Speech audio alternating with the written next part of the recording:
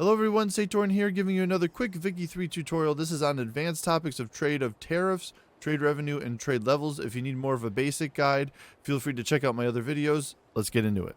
The first thing about trade routes is that you can collect tariffs, so the government could get their grubby little hands in on the profits that are going on with trade. You can see here we have 800 pounds coming in for tariffs for liquor, tea, clippers, tools, and iron. You can control the amount of tariffs you collect by good in your trade route screen. Here you'll see 3 different buttons underneath each of your trade routes.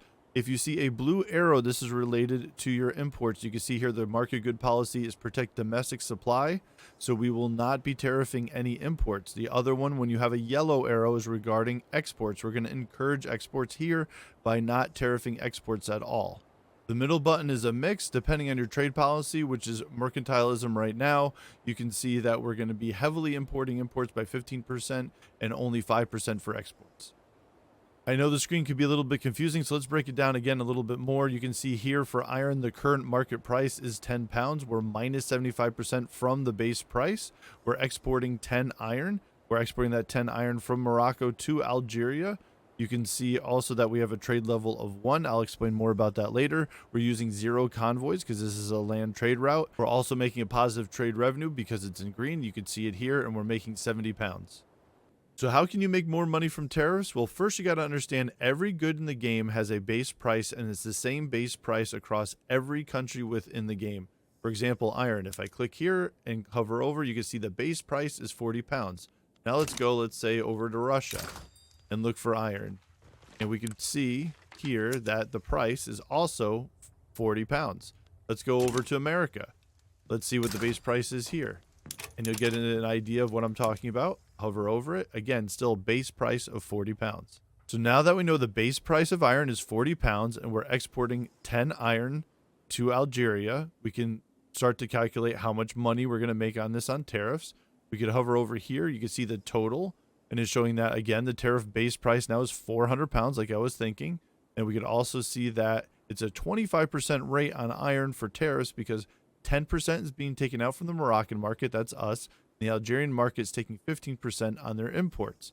So overall, though, if we're taking 10% of our tariffs on exports and we're exporting 10 iron at a base price of 40, that's 400, I'm expecting us to make 40 pounds in tariffs. So let's hover over our money balance, over our tariffs, and we can see here we're making 40 pounds from exports on iron. So the ways to make more money on tariffs is, 1, by increasing the percentage that you're going to tariff. We can do this through our laws. If we go here and we change our law from mercantilism and we go to, let's say, protectionism, you can see here we could have 20% tariffs on exports. So that's one way. The way to make more money is to import and export more of that good. Because remember, iron's base price is always going to be 40. That's not going to change. The only thing that you can change is the amount you import and export. The way that you do that is by increasing your trade route, and the only way to do that is by increasing your trade revenue. The first thing to talk about with trade revenue is how it's calculated. This is quite confusing. So we are not using the base price anymore. That's only for tariffs. Here, we're using actually the projected or the impact base price on the 2 different markets, the import and export. So you can see here the Algerian market, if we're exporting the 10 iron, it's going to go from 40 pounds to 10 pounds, the price. And the Moroccan market is going to go from 10 to 10 because we only have 10 iron, so there isn't any big change here.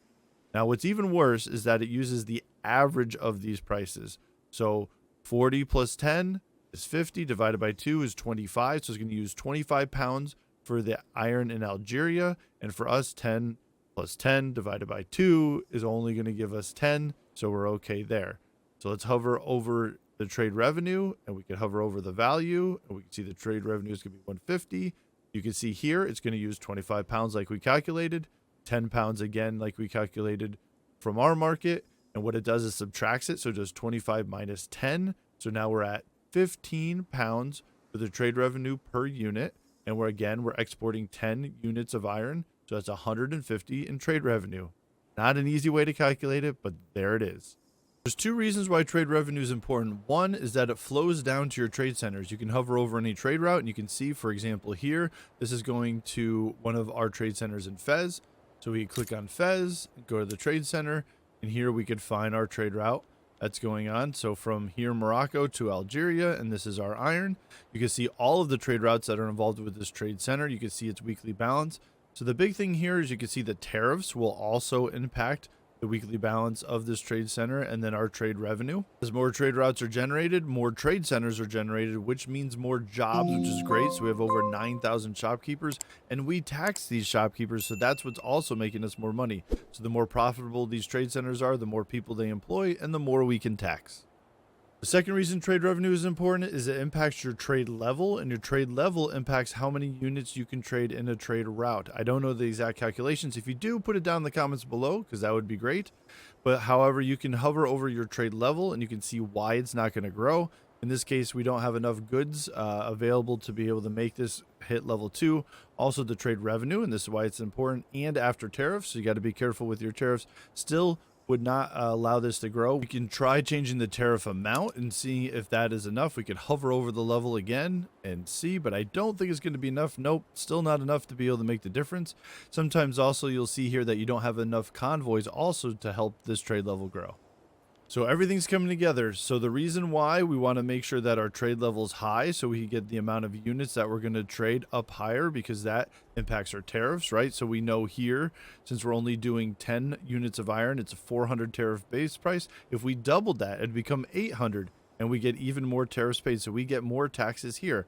Also, our trade revenue would go up, right? The more that we're trading here, the trade revenue is 15 pounds.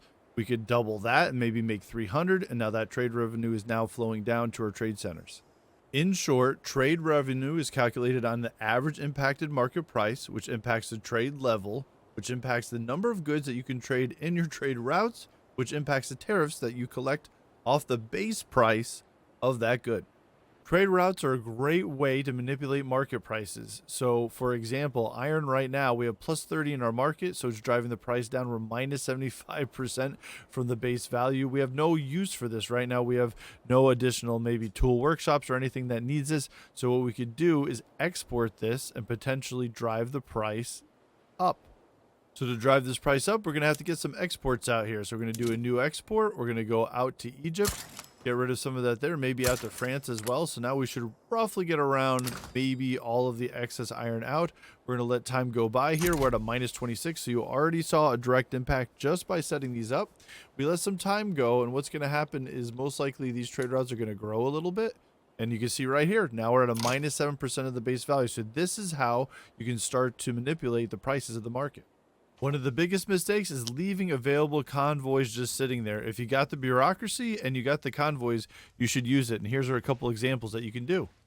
So one example is to resell a product that is super expensive in one market. So you can see here, there's a good need. Minus 36 liquor is at a 75% above base price, and find where it's also being sold cheaply. So we can see here in the British market is minus 6. We go to our own market and go to alcohol, and we want to pick up from the British market. We also want to pick up potentially some more because our own prices are a little bit high, right? So if we go back and we check our details, our own market, we're at like 46% and we need about 54. So we want to get over that, right? So we could export it.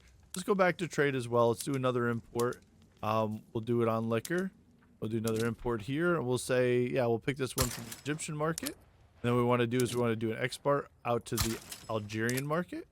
And then we'll take a quick look back here on our trade route. And you can already see each one of these is going to already be generating us tariffs, which is great. So we're using convoys that we weren't using before.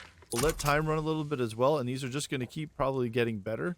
You can now see both of these trades have increased to level 2. And now they're trading 37.5 units, which is great. And each one of these are producing a lot more tariffs. We're at 414, 787, and 162. So we're making even more money. We are using more convoys, and you got to keep in mind we are using bureaucracy as well. However, this is a great way you can buy cheaply from one market and you can sell it to another market that really needs it. Another great way to use trade routes is to import raw materials and then export a good finished product. So what we'll do is we'll take a look at the French market. Here, fabric is cheap. Minus 26% of the base price, plus 944 they have in their market. So we can import that. Then what we could do is go to our own textile mills and maybe create an additional one. So we can start making clothes. Then we go over to the Algerian market and see that they're at a markup of a plus 55%, so we could then export our extra clothing out there and make extra money. So we'll make money coming in with tariffs, as well as creating jobs for the trade center, creating jobs for the textile mill, which we're also going to tax all of these jobs. And then we're going to export that out again, creating more jobs and then making tariffs on the export. It's great. Our pitfalls to trading, though, you got to be careful. Sometimes trade routes will become inactive, and this is usually due to maybe one side not having the product anymore. It could also be war. War could be really good for you because it could manipulate market prices, and you can maybe get in there and you can get things cheaper, or you can sell things to the different countries that are at war. So it's not always a bad thing. However, there will be convoys that get sunk. So trade is kind of unstable. So that's one thing that you need to keep in mind. What you want to do is pretty much use trade temporarily to get your economy going. And the way I do it in my strategy is then I backfill and make sure that my own local economy will eventually be able to meet the demand that I need. You need to keep an eye on your trade routes, because as your prices get more attractive, you might see other countries will actually start trade routes with you that you can't control, and they'll start importing your goods. The only thing you can do is potentially maybe do a little bit extra tariffing on imports, and that'll definitely maybe slow them down a little bit. You can also, if for drastic measures, you can embargo them, and that'll stop all trade between the two, but it'll hurt relations. You need to be really careful about trade agreements, because what happens is it makes your trade routes super attractive with that given country, because what it does is it removes all bureaucracy costs as well as all tariffs between your countries. So you can't control what's going on between them, and most likely they're going to import a lot of your goods, and that could definitely destroy your market. Thank you so much for everyone who made it this far. I hope you guys enjoyed the details in this video. I know it was a little more advanced than my last one, but I wanted to give you guys the details on trade revenue, tariffs. I want you guys to be able to make as much money as you can possible. Get creative. If you like this content, please hit that like, subscribe, and notification button. They're free. And as always, For the swarm.